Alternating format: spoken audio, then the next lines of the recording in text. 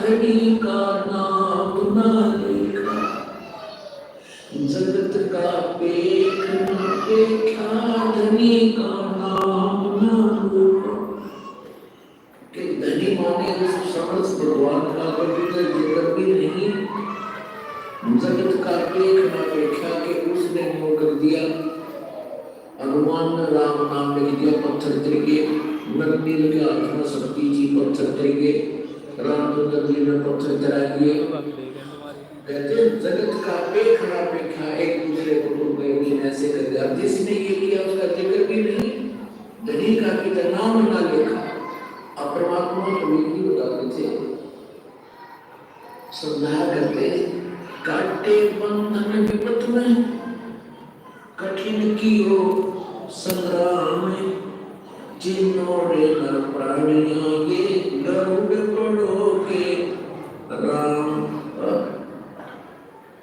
हम क्या सुना करते थे, कहते नाग पास एक जो है यंत्र छोड़ दिया नाग पास, क्योंकि सिद्धि से लड़ाइयां हुआ करती थी, पहले सिद्धि से तीर चलते थे। वो नाग पास एक ऐसा यंत्र था, उसमें से कहते हैं और कोई हजार लाखों को नाग उठकर बोले सामने, और उन सर्पों ने रामचंद्र जी, लक्ष्मण, हनुमान, अंगद समेत पूरी सेना को जकड़ दिया, जैसे ईंट बांध दिया गया।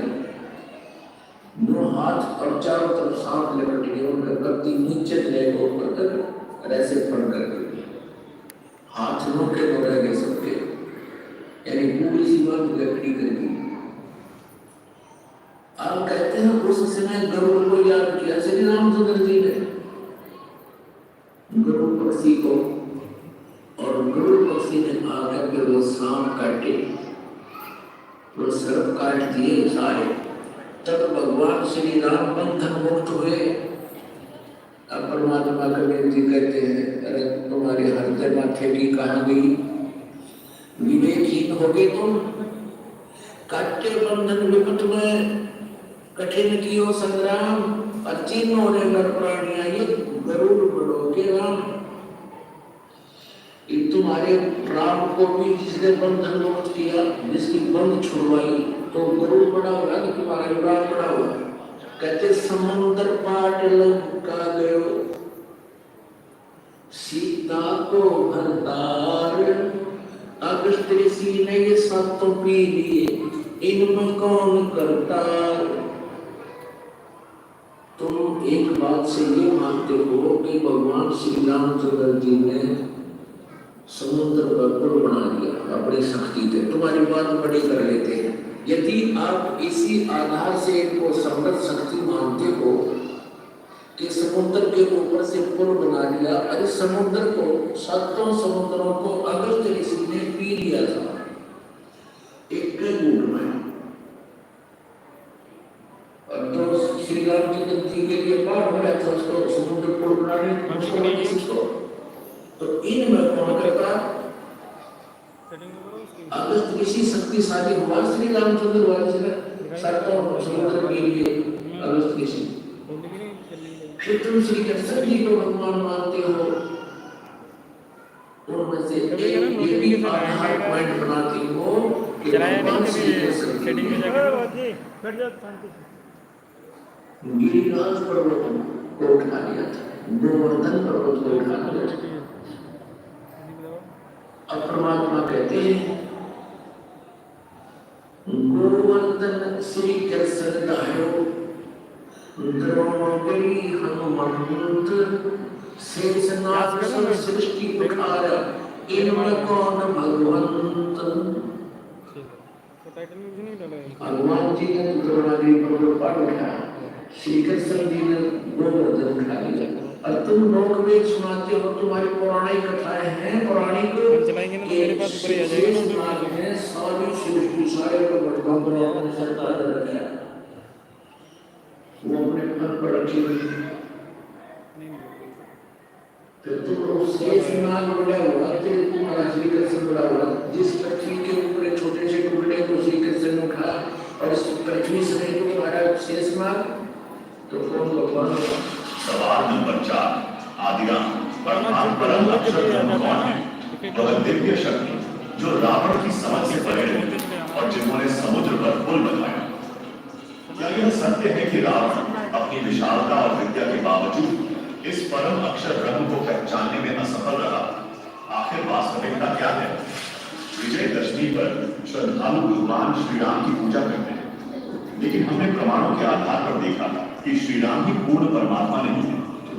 अब जिस परम अक्षर ब्रह्म ने त्रेता युग में समुद्र पर पुल बनाया, उसकी वास्तविक पहचान और शक्ति को समझना बेहद आवश्यक है। इस परम अक्षर ब्रह्म की भक्ति का सही मार्ग क्या है और क्यों रावण जैसे विद्वान भी इसे समझ नहीं पाया?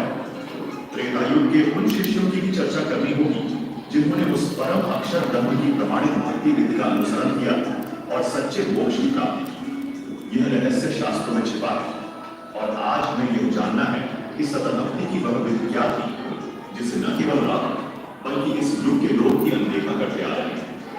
आइए जान लेते हैं उनके परम शिष्यों की संपूर्ण जानकारी। जैसे एक भक्त ने प्रश्न किया, मैंने रामायण को पढ़ रखी, महाभारत पढ़ रखी, रामायण के अंदर मेरे एक शंका मेरे मन में है कि विभीषण और मंदोदरी ये दो भगत की तारीखें वापर और सारा राक्षस हो रहे थे, मांस खाते थे और दारू पीते थे और दोस्तार रखा था। ये दो भगत कैसे आगे उनकी महिमा देकर ऐसा कह उनके पास कहा था? मैंने सब मंडलिस्मों के पास, आचार्य शंकराचार्यों के पास ही प्रश्न कर लिए, किसी में मेरी संतुष्टि नहीं होते।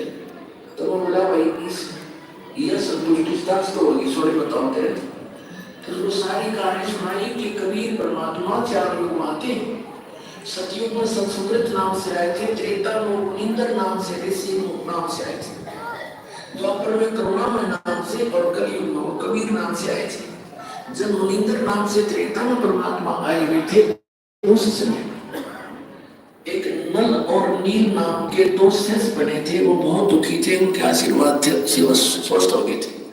फिर वो थोड़ी बहुत गलतियां हो जाती थी, वस्त्र कपड़े धोने जाते थे तो वो बोले वाले थे, उनके हाथों से दरिया में बहुत से कपड़े और बर्तन बह जाते थे।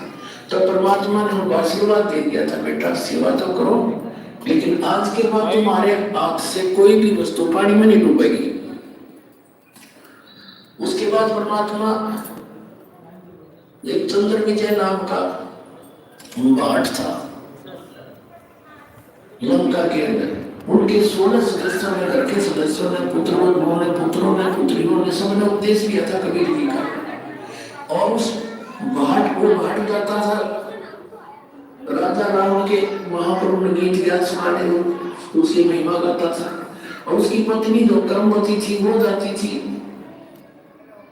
मंदोदरी को चुटकुले चटकुले सुनाकर, उसने गुल्ली अच्छी सुनाकर ज्ञान सुनाया करती थी।